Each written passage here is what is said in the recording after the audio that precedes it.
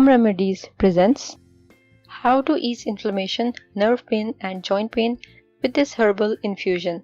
Just imagine being able to tackle stress, anxiety, nerve pain, joint pain and inflammation with a relaxing cup of tea.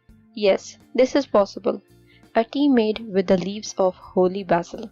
Loaded with anti-inflammatory and antioxidant properties, holy basil provides all these benefits. The process of usage is very simple and you will require nothing but basil leaves. How to make and use basil decoction.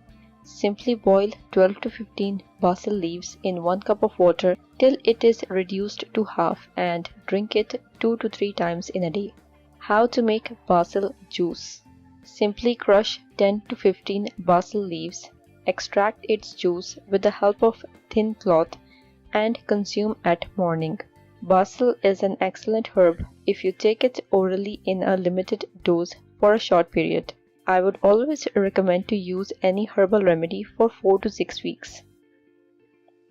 If you liked the video, hit that like button to give it more value and share it on your social networks to let others benefit from it too. Thanks for watching. Goodbye.